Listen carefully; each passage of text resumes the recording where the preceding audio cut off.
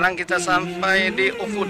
Di dalamnya banyak orang yang bersihkan diri dan Allah mencintai hamba-hamba yang bersihkan diri. Assalamualaikum ya ahla ma'la warahmatullahi wabarakatuh.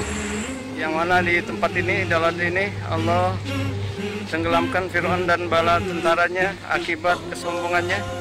Wa kaifa idza ji'na min kulli ummatin bi syahidin wa ji'na bika. Wassalamualaikum warahmatullahi wabarakatuh.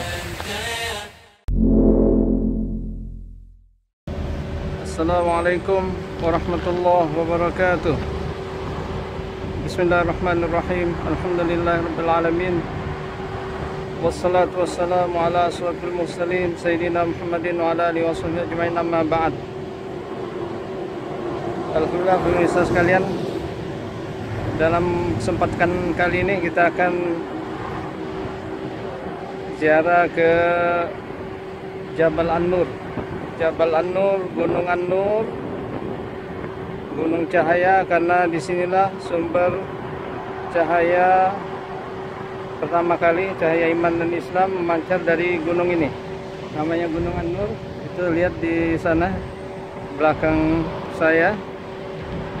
Di atasnya ada gua yang dinamakan Gua Hiro, tempat Nabi beribadah, menerima wahyu pertama kali di sana berupa Iqra.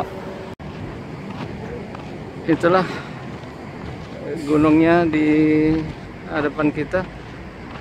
Sekarang ini masa pandemi ini dilarang untuk mendaki langsung ke atasnya sana, dijaga ketat, tidak boleh ada satupun yang naik ke atas sana. Kita cukup dari jauh sini. Jadi Nabi dulu ketika mendekati usianya 40 tahun, beliau selalu berdiam di Gua Hiro ini, di puncak Gunung An-Nur, Jabal An-Nur. Di sana di puncaknya sekali ada gua tersebut. Nabi selalu beribadah, berdiam diri di dalam gua tersebut berhari-hari, bermalam-malam. Bahkan terakhir tatkala usianya mendekati 40 tahun, tepat 40 tahun, hampir sebulan penuh Nabi tidak turun-turun. Nabi tidak turun-turun hampir sebulan penuh. Akhirnya datanglah malaikat Jibril, tiba-tiba muncul di hadapan Nabi dengan membawa kitab seraya berkata, Iqra, bacalah. Nabi sangat kaget sekali pertama kali melihat malaikat. Tiba-tiba malaikat muncul, sangat takut luar biasa. Nabi menjawab, ma ana biqari, saya tidak bisa baca. Akhirnya didekap oleh malaikat Jibril sampai Nabi kepayahan. Akhirnya dilepas lagi. Lantas malaikat berkata, Iqra, bacalah. Ma ana biqari, saya tidak bisa baca. Akhirnya didekap lagi oleh malaikat Jibril sampai Nabi kepayahan, sampai 3 kali. 3 kali. Akhirnya sudah itu malaikat Jibril bacakan ayat itu sampai ayat yang berbunyi, Iqra, Iqra bismi rabbikal ladzi khalaq, khalaqal insana min 'alaq, Iqra wa rabbukal akram, alladzi 'allama bil qalam, 'allamal insana ma lam ya'lam. Akhirnya sampai ayat itu selesai.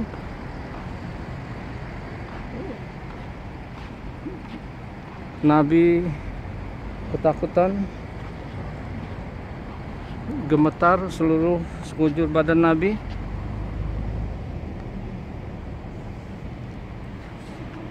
Menggigil karena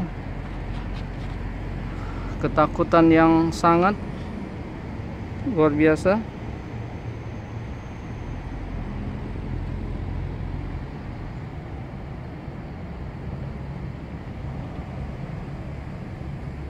Akhirnya Nabi lari turun ke bawah, lari ke bawah, pergi menuju ke rumah istrinya Siti Khadijah di Ma'la sana.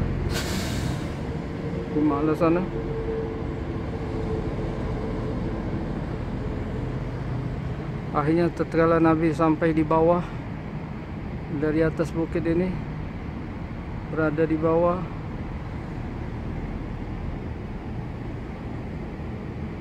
ada suara menyeru dari atas, "Ya Muhammad, anta Rasulullah wa ana Jibril. Ya Muhammad, anta Rasulullah wa ana Jibril."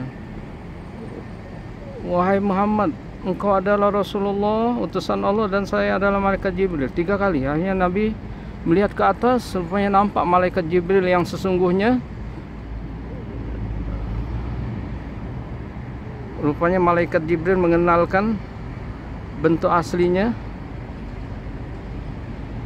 Itulah Nabi kata malaikat Jibril mempunyai 600 sayap, yang mana satu sayapnya memenuhi jagat raya ini. 600 sayap. Jadi para ulama mengatakan bahwasanya ketika tatkala Nabi berada di atas Gua Hira, di atas sana, menerima ayat Iqra, bacalah, artinya itu pertanda Nabi diangkat jadi Nabi. Tatkala di bawah turun, ada seruan dari atas, "Ya Muhammad, anta Rasulullah wa ana Jibril." Ya Muhammad, engkau adalah Rasulullah, utusan Allah. Ini pertanda Nabi diangkat jadi Rasul. Akhirnya Nabi sampai ke rumah dalam keadaan menggigil, ketakutan yang luar biasa. Nabi berkata kepada keluarganya, "Dasiruni, zammiluni, selimuti aku." Maka Siti Khadijah, seorang istri yang sangat bijaksana, suami dalam keadaan panik pulang minta diselimuti, beliau langsung selimuti, tidak dicecar dengan pertanyaan-pertanyaan terlebih dahulu. Setelah tenang, baru dia tanya, "Ada apa ya Rasulullah, ya wahai suamiku?" Akhirnya Nabi berceritalah apa yang dialaminya ketika di Gua Hira ini. Setelah mendengarkan keterangan dari suaminya, Khadijah, seorang perempuan yang bijaksana, yang salehah, dia hibur hati suaminya, dia besarkan, "Engkau adalah orang yang berakhlak mulia, engkau suka menolong orang yang susah, suka menyambung tali silaturahim, sangat menghargai, menghormati tamu. Engkau jangan khawatir, ini pasti pertanda baik bagi kita, bagi engkau." Akhirnya keesokan harinya dibawa ke rumah sepupunya, seorang pendeta yang alim, pendeta Nasrani. Karena zaman jahiliyah dulu ada orang-orang yang cerdas, mereka berpikir penyembahan berhala ini tidak masuk akal sama sekali. Akhirnya mereka mencari agama.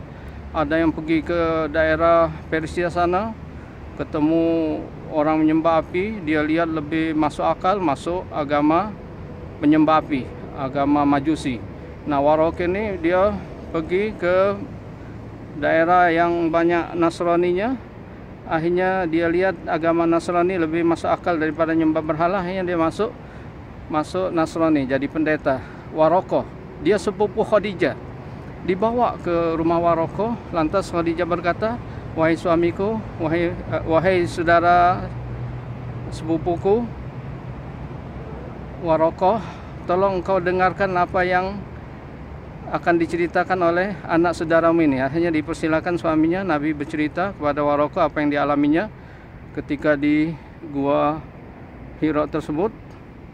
Akhirnya setelah mendengarkan keterangan Nabi, Waraqah langsung komen, zalikan namus, itu adalah an-namus.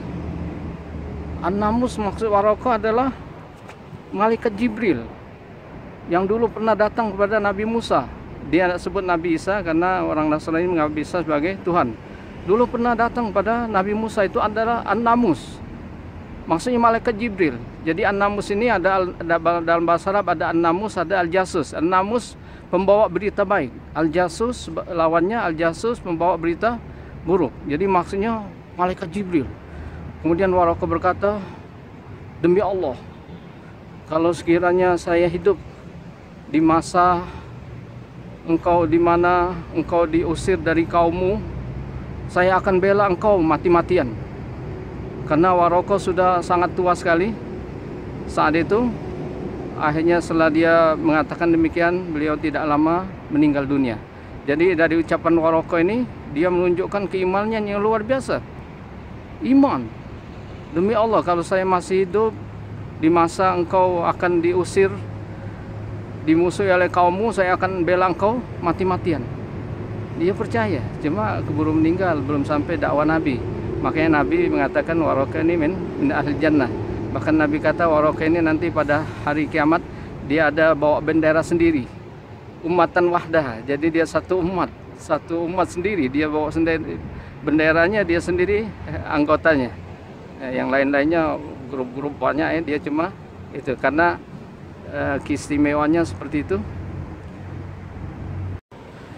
Oke, pemirsa sekalian, mungkin sampai di sini dulu ziarah kita di Jabal An-Nur. Mohon maaf tidak bisa naik sampai ke atas sana karena dalam suasana pandemi ini dilarang semuanya ke sana. Insya Allah kita sambung lagi dengan video berikutnya. Terus dukung terus channel YouTube kita ini dengan subscribe yang belum, kemudian like maupun share ke grup-grup yang lain. Terima kasih. Wassalamualaikum warahmatullahi wabarakatuh.